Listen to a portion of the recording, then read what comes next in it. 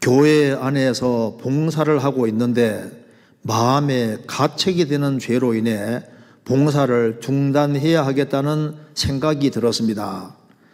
말씀을 들을 때 양심에 항상 찔리고 그 부분에 대한 말씀이 나오면 마음이 늘 불편합니다. 정리하지 못한 죄를 가지고 봉사하는 것이 과연 옳은 것인지, 그래도 계속 봉사를 하는 것이 옳은 것인지 말씀으로 교제 부탁드립니다. 여기에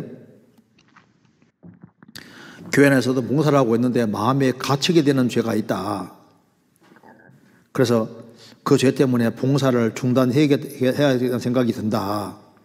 그런데 말씀을 들을 때 항상 양심이 질리고 그 부분에 대한 말씀이 나오면 마음이 불편하다고 했습니다. 그래서 정리하지 못한 죄가 있는데 이 상태에서 봉사를 하는 것이 과연 옳은 것인지, 그만둬야 될지, 계속하는 것이 옳은 것인지 이 말씀으로 교제 부탁드립니다. 그런데 이것이 이제 구체적으로 무슨 죄인지를 알 수는 없는데요. 일단 우리가 한번 개괄적으로 한번 생각을 해보겠습니다. 한 사람이 구원을 받는 것과 주 안에서 봉사하는 건 조금 다른 이야기입니다. 구약시대 때 아론 제사장의 자녀들은, 아들들은 무조건 제사장이 되거든요. 그런데 아론의 아들로 태어났다는 것은 무조건 제사장인데 제사장 봉사하는 건 다른 겁니다. 신약시대 때 거듭난 크리스찬들은 다 왕같은 제사장들입니다. 거듭난 사람들은 하나님의 자녀고 하나님을 섬기는 사람이니까 제사장입니다. 제사장인데 하나님의 제사장이 된 거하고 하나님을 섬기는 봉사일을 하는 거하고 조금 달라요. 그래서 구약시대 때 아론 제사장의 아들이 되면은 아론 제사장 집안이 누리는 건 다 똑같이 다 누립니다. 그런데 하나는 못해요. 봉사일을 하는 것은 중지가 됩니다. 봉사일은 문제가 없는 사람이 봉사일을 하게 시켰던 거예요. 성경 레위기 21장 찾아보시겠습니다.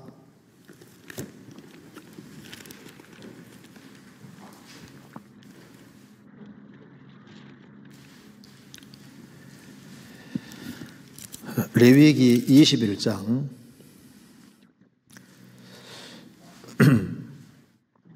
21장 자, 이 대제사장들은 하나님의 축복에는 똑같이 참여하는데 하나님을 섬기는 봉사일을 할 때는 하나님께서 제재를 가하셨습니다. 그래서 레위기 21장 보면은 21장 16절 여호와께서 모세에게 일러 가라사대 아론에게 고하여 이르라 물은 너의 대대 자손 중에 좀 육체에 흠이 있는 자는 그 하나님의 식물을 드리려고 가까이 오지 못할 것이라. 그래서 아론 자손 중에 하나님을 섬기는 데 있어서 먹는 것은 여기 이제 22절에 보면은 그는 하나님의 식물의 지성물이든지 성물이든지 먹을 것이나 자, 누리는 건 가능한데 장 안에 들어가지는 못할 것이요 단에 가까이 못할지니 이는 그가 흠이 있음이라. 이와 같이 그가 나의 송소를 더럽히지 못할 것은 나는 그들을 거룩하게 하는 여호와임이니라. 아론의 집안 사람들은 제사장으로서 하나님의 지성물을 얼마든지 먹을 수 있고 축복에는 참여한다. 그렇지만은 봉사일을 하는 데는 하나님이 육체에 흠이 있는 사람은 제지시켰습니다. 이게 뭘 말하냐면은 죽으시고 주님 부활하신 이후에 거듭난 사람들은 제사장인데 거듭난 사람으로서 하나님의 축복은 참여하지만은 그렇지만은 하나님을 섬기는 봉사일을 하는 데서는 신앙적으로 무슨 문제가 있는 사람은 봉사일에는 이제 자격에서 이제 이렇게 그 일을 하지 못할 것을 미리 보여주는 겁니다. 그래서 이스라엘은 육체를 구별시켰고 그걸 통해서 신령한 걸 설명해 주고 있는 겁니다. 그럼 여기에 어떤 것이 있는 사람을 하나님께서 일 못하게 만드셨냐 하면은 그게 18절 무릇 흠이 있는 자는 가까이 못할지니 곧 소경이나 일단 소경은 봉사일을 못하게 했습니다. 신약시대에 그리스도인들이 봉사일을 하려고 할 때 눈이 흐리면요, 제사장이지만은 분별력이 흐리면은 섬기는 데 문제가 될 수 있습니다. 하나님을 섬기고 봉사하는 일에 분별력이 있어야 되고, 그래서 멀리 보지 못하면은, 그러면은 봉사일을 하는 데는 문제가 있습니다. 영적으로 밝아야 되거든요. 눈이 점점 밝아지는 사람, 영적으로 밝아지는 사람이 봉사일을 활발하게 할 수 있고 바라게 할 수 있는 겁니다. 그리고 절뚝발이나 이게 무슨 말이냐면 좌로나 우로나고 치우치는 사람, 잠언 4장 끝에 좌로나 치우치지 말라고 했는데, 절뚝발이는 안 된다는 것은 신앙생활 하는데 자꾸 저는 사람 있잖아요. 발을 갖다가 계속 곁길로 가고 바르게 못 걸어요. 합당히 행해야 되는데 그렇게 하지 못하면은 이제 이게 봉사생활 하는데 문제가 생길 수 있는 겁니다. 그 다음에 코가 불완전한 자나 지체가 더한 자나, 그러니까 코가 불완전한 자, 그 다음에 몸의 지체가 더한 자, 뭔가 비정상적인 것이 있는 사람은 어려운데, 신약시대로 교훈하면은 이게 정신적으로 약간 잘못되어 있는 사람이 있을 수도 있습니다. 이제 그런 사람이, 뭔가 건전한 사고방식을 가지지 아니한 사람이, 하나님 말씀에 승복하지 않는 사람이 봉사일을 할 때는 문제가 생기잖아요. 어떤 사람은 지체가 더한 것처럼 다른 교리를 항상 가지고 있거든요. 순전치를 못해요. 다른 교리 같은 거 하나를 딱 붙잡고 성경에 덧붙이지 마라 그러는데 엉뚱한 교리 하나 붙잡고 있으면요, 그 사람 길게 봉사 못합니다. 그리고 그 뒤에 발 부러진 자나 손 부러진 자나, 아니, 발이 부러지면은, 손이 부러지면 어떻게 봉사할 수 있겠습니까? 주님이 붙잡으라는 걸 잘 붙잡고, 그리고 발이 튼튼한 사람, 주님이 명령하는 걸 잘 실행할 수 있는 사람, 손이 바르게 되어 있고 발이 바르게 되어 있고 이렇게 해야지, 그래야지 신앙생활을 잘할 수 있잖아요. 영적으로도 그렇습니다. 그 다음에 곱사등이나, 이 말이 이제 이렇게 등이 굽은 곱사등이 같은 사람은 무거운 걸 못 드는 것처럼 이렇게 아예 무게를 감당할 수 없는 사람이 있습니다. 그런 사람은 그런 무거운 일을 감당하는 걸 할 수가 없잖아요. 난장이나, 이 말은 키가 안 자라는 것처럼 구원받아도 맨 1년, 2년, 3년 지나도 맨 똑같아요. 5년 지나도 똑같아요. 10년 지나도 똑같아요. 신앙에 진보가 없는 사람은 봉사생활하기 어렵죠. 자라야 됩니다. 그 다음에 눈에 백막이 있는 자나 괴혈병이나 버짐이 있는 자나 이런 사람들을 어렵다는 겁니다. 그렇죠? 그러니까 뭔가 영적으로 건강하지 못한 것이 있는 사람은 봉사하는데 문제가 생깁니다. 그래서 눈에 뭐가, 이게 말씀한 대로 눈에 백막이나 있는 자, 눈에 뭐 하나가 들어가 있는 것처럼 돼 있으면요, 잘 안 보여요. 어떤 사람은 남을 너무 쉽게 판단하는 사람이 있습니다. 그런 사람이 어떻게 봉사를 쉽게 할 수 있겠습니까? 그리고 여기에 괴혈병이나 버짐이나 이런 것이, 괴혈병 이런 것이 뭘 제대로 안 먹어서 영양 부족으로 막 생기는 겁니다. 제때 먹을 것을 잘 안 먹는 사람이 봉사생활을 잘 할 수 있을까요? 그리고 이게 버짐이나, 이게 이제 버짐 이런 것도 몸에 얼굴이 생기면요, 다른 사람 자꾸 신경 쓰게 만드는데, 다른 사람 자꾸 신경 쓰게 만드는 사람이 신앙생활, 봉사생활 하기 안 쉽습니다. 다른 사람에게 기쁨이 돼주고, 즐거움이 돼주고, 이렇게 돼야 되는데, 항상 자꾸 부담만 주는 그런 사람이 봉사생활을 잘하기는 어려워요. 그리고 그 뒤에 읽긴 참 어려운데, 불알상한 자라고, 이게 이제 열매 없는 사람들. 그러니까 열매가 있어야 되는데, 열매 같은 것이 없고, 이제 이런 사람들은 이제 봉사 직분에는 빼놓은 이유가, 이것이 왜 그렇게 해놨냐면은, 이게 이제 신약 시대, 이거는 하나님께서 육체를 통해서 예를 드신 것이고, 신앙생활 속에서 이제 이런 것들이 있으면은 하나님의 제사장인 것은 맞지만은 특권에는 참여해도 봉사는 조금 중지시켜 놓은 겁니다.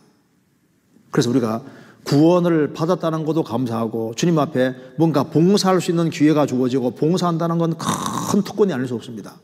어떤 분이 교회 안에서 자기가 큰 죄를 짓고 난 이후에 근신을 당하면서 말씀만 이제 들으면서 교회에 와서 청소하는 형제매 보면 그렇게 부러웠다 하더라고요. 교회 청소도 아무나 하는 게 아니더라고 말입니다. 우리가 교회에 연결돼서 조그마한 봉사라도 할 수 있는 건 얼마나 큰 특권인지 모릅니다. 그래서 봉사에는 기본 원칙이 죄하고는 반대인 거예요. 그래서 레위기 2장은 예수님의 온전한 공생애인 동시에 봉사생애를 가리키는데 그 레위기 2장에 들어가야 될 것은 고운 가루, 그렇죠? 고운 가루가 반드시 들어가야 되고 유향이 들어가야 되고 그 다음에 소금이 들어가야 되고 그리고 근데 들어가지 말아야 될 것이 몇 개 있습니다. 기름이 들어가야 되는데 들어가지 말아야 될 것은 누룩과 꿀은 들어가면 안 됩니다. 누룩이라는 것은 인정을 가리키는 것이고 자기 영광 구하는 것이 누룩이에요. 우리 봉사할 때 자기의 영광을 위해서 봉사하면 합당하지 않잖아요. 그 다음에 꿀, 인정이라는 게 들어가면 봉사생활을 망칠 수 있습니다. 또 한 가지는 누룩은 죄입니다. 그러니까 죄가 들어가면 봉사생활을 못하게 만드는 거예요. 그래서 만일 그 갈라디아에서는 누룩을 뭐라고 했냐면은 잘못된 교리를 누룩이라 했거든요.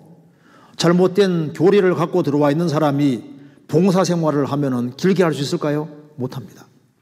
그리고 고린도전서 5장에는 고린도 교회에는 도덕적인 누룩이 들어왔는데 계무하고 살고 있는 거예요. 성경에서 그리스도인이 술 취하면서 봉사를 할 수 있느냐? 못하죠. 막 뒤에서 막 후욕하고 막 뒤에서 막 아주 험담하고 욕하고 막 그걸 아주 계속 하는 사람들이 그런 사람들이 봉사를 할 수 없잖아요. 그러니까 도덕적으로 큰 죄가 있다든가 그 다음에 교리적으로 잘못된 교리를 가지고 있는 사람은 봉사생활을 길게 할 수가 없습니다. 그리고 잘못된 죄를 가지고서 그리스도인들이 지어서는 안 되는 죄가 있는데 그런 죄를 가지고서 봉사하면요 길게 못합니다. 그걸 주님 앞에서 빨리 돌이키지 아니하면은 주님 자신이 교회를 깨끗게 하기 위해서 정리하는 일도 있는 거예요. 그래서 레위기 14장에 보면은 이제 돌집을 예를 들면서 돌집에 식점이 발했으면은 가장 직무를 집안에 있는 물건을 빼내고 7일 기다립니다. 그래도 퍼지면은 그 돌을 다른 돌들을 위해서 돌을 긁어내어서 돌을 빼서 버려버리잖아요. 버리고 다른 돌을 대신 채웁니다. 교회는 벽돌집이 아니라 돌집입니다. 교회는 예수님 모퉁이 돌이 되시고 구원받은 한 사람 한 사람은 산돌로서 연결이 되고 있는데 신령한 교회가 이루어지는데 거기에 색점이 바라고 죄가 바라면 주님이 딱 기다립니다. 근데 이것이 퍼져서 다른 사람에게 영향을 준다고 생각이 딱 들면 주님이 간섭하셔서 빼내시고 다른 돌로 대신 채우는 일들이 있는 거예요. 교회는 주님이 주인으로 계시고 살아 역사하고 계십니다. 주님이 다 보고 계시거든요. 그래서 이스라엘 백성들이 가나안 땅 정복할 때 가나안 7민족 정복하는 과정에서 적을 쳤는데 숨어드는 적들이 있잖아요. 동굴이나 수풀에 숨어들면 찾아낼 수 없는데 그때 주님이 왕벌을 앞서 보내서 동굴 속에 들어가도 왱 하고 들어가서 공격하니까 다 튀어나오는 거예요. 수풀에 들어가 튀어나옵니다. 다 끄집어내서 주님이 다 정리하셨습니다. 주님이 역사하시는 교회에는 주님이 두루 역사하시는 것이 사실이기 때문에 잘못된 것을 고집하고 이렇게 하면요 다 드러나요. 사람이 드러나지 않게 해도 어떤 방법으로 드러나게 만드십니다. 그래서 그리스도인들이 아주 큰 죄 짓는 것을 조심해야 됩니다. 성경 이사야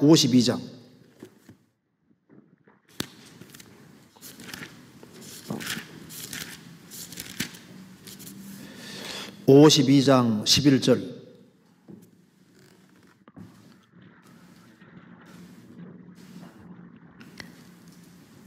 너희는 떠날지어다 떠날지어다 거기에서 나오고 부정한 것을 만지지 말지어다 그 가운데서 나올지어다 여호와의 기구를 매는 자여 스스로 정결케 할지어다. 그래서 봉사와 정결은 이렇게 연결이 되어 있습니다. 그래서 사소한 죄 같은 경우는 돌이키면 문제가 안 될 겁니다. 또 뭐 성격상으로 나오는 죄들이 있을 수 있지 않습니까? 성범상으로 나오는 사소한 죄들, 그런 것들은 마음을 상하게 한 경우는 즉시 사과하고 돌이키면은 봉사도 할 수 있어요. 그런데 작은 죄를 할지라도 그걸 고치지 않고 그걸 습관화시키면은 그게 길게 봉사하는 걸 막습니다. 그래서 습관적으로 화를 내고 습관적으로 폭언을 하고 말다툼하기를 좋아하고 그렇게 봐요. 그렇게 하면요, 길게 좀 시간 지나가면요, 주님이 이상하게 못하게도 막을 수 있는 거라고요. 그리고 내가 구원받기 전에 이성을 사귄 경우가 있고 구원받고 난 이후에 이성을 사귀는 것도 있는데요. 구원받기 전에 이성을 사귄 사람은 그걸 봉사생활을 계속하면은 자꾸 이제 마음에 양심이 걸릴 수 있거든요. 그러니까 이제 구원받을 수 있는 기회를 충분히 주고 안 되면은 정리를 다 해야 될 거 아니에요. 성경에 믿지 않는 자와 멍에 매지 말라고 하시잖아요. 그리고 구원받고 난 다음에 구원받지 아니한 사람 자꾸 사귀고 이렇게 하면 봉사하면서 떳떳하지 않거든요. 그럴 경우에는요, 믿을 수 있는 기회를 이미 구원받고 난 다음에 이성의 친구를 이렇게 사귀고 이렇게 해가지고 전도하려고 이렇게 해가지고 잘 될 리가 없을 거예요. 잘 되는 건 아주 극히 드문 경우입니다. 그렇게 해서 뭔가 봉사는 하면서 자꾸 마음에 주님 보시기에 합당하지 않고 한다 생각하면요, 자꾸 양심에 끓이낄 수 있는 거라고요. 그런데 그런 문제에 대해서도 주님하고 기도하는 가운데 있지 않습니까? 기도하는 가운데 어느 것이 옳은 것인지, 어느 것이 바른 것인지 그런 걸 잘 생각해서 중심에 확실하게 건물 딱 그을 때 걷고, 우리가 봉사하는 주님 앞에서는 손해보면 안 됩니다. 그건 지혜로운 게 아니에요. 근데 이제 구체적으로 이게 뭔지를 알 수가 없으니까 일단 조금 이렇게 의논해야 되겠다 싶은 것이 있으면요, 전도인하고 이렇게 의논하는 게 좋을 수 있어요. 그래서 절대 봉사할 수 있는 기회 주었을 때 봉사를 이렇게 쉽게 그만두는 것은 그건 어리석은 겁니다. 왜냐하면은 봉사할 수 있는 기회가 또 항상 주어지는 것도 아니고 또 봉사에서도 미끄러져서 다시 봉사하는 것도 쉬운 것도 아니거든요. 그래서 어디까지 이르렀든지 그대로 행하라는 말씀대로 뒤로 물러가지 말고, 그리고 이 봉사하는 일이 너무너무 중요한 거예요. 우리가 주님에 관계되는 것은 아무리 작은 거라도 너무나도 큰 겁니다. 그래서 작은 죄 같은 경우도 돌이키지 않고 계속해서 가지고 있으면 그게 문제가 될 수 있습니다. 그런데 큰 죄를 범하면서 나는 봉사하는데 아무 일도 없을 거다, 그건 천만의 말씀이에요. 그건 교회를 몰라서 하는 소리입니다. 그리고 어떤 죄를 지었을 때도 후임자가 없기 때문에 당장은 일식으로 해야 될 사람도 있거든요. 근데 그게 이제 상황마다 다 다르니까 이제 그런 것은 의논해서 좀 되어지는 일이 필요하리라고 생각을 합니다. 그래서 이거 참 이게 오늘 이 질문이 참 이게 중요한 질문이기 때문에요. 구원을 받을 때도 낮은 마음, 자기가 작은 자가 돼야 되고, 구원받고 난 다음에 봉사하는 데도 정말 조심스럽게 봉사를 해야 됩니다. 왜냐하면 이건 영혼에 관계되는 거기 때문에 너무나 소중하고, 그냥 뭐 아무런 육신적인 마음 가지고 그런 식으로 하면은 그 봉사를 잘못 생각하는 겁니다. 적어도 교회 안에서 되어지는 것은 굉장히 다 소중한 일이지만은 영혼에 관계되는 것은 작은 일도 작은 일이 아니에요. 그래서 내가 바울 사도도 자신이 쓰임받지 못할까봐 자신 몸을 쳐서 복종한 것처럼, 우리도 남에게 전파한 후에 자기가 쓰임받지 못하면 무슨 소용이 있겠습니까? 우리는 주님께 잘 보이려고 사는 거예요. 주님께 쓰임받는 사람이 돼야 되거든요. 필요 없는 사람이 되면 안 되지 않습니까? 그리고 지금 여기에 질문하는 내용을 봐서는 양심의 가책을 계속 가지고 있다는 것은 영혼이 살아있고 마음이 살아있다는 증거인 거예요. 주님이 이제 그런 마음을 가지고 있는 걸 또 굉장히 기뻐하실 겁니다. 또 이제 20대 같은 경우는요, 그 이제 이 이성 문제 때문에 아주 막 골치를 썩는데 그 주님 잘 아셔요. 그런 갈등과 어려움이 있다고 해가지고 일을 또 금방 그냥 두는 것도 지혜로운 게 아닙니다. 뭔가 모색할 점을 찾고 또 주님이 봉사일을 계속 하면서 할 수 있는 길을 찾고 너무 고민이 되면 같이 또 의논도 하고 이렇게 해서 그렇게 해서 슬기롭게 헤쳐나가는 게 필요합니다. 그리고 너 부족한 게 있으니까 너 같은 인간은 틀려서 하고 쉽게 그만두게 하는 그 말도 쉽게 들으면 안 됩니다. 자기 양심도 너무 믿으면 안 되거든요. 양심도 말씀에 비추어 생각해 봐야 되는 거예요. 마귀는 그리스도인들의 그 위치에서 밀어내려고 하거든요.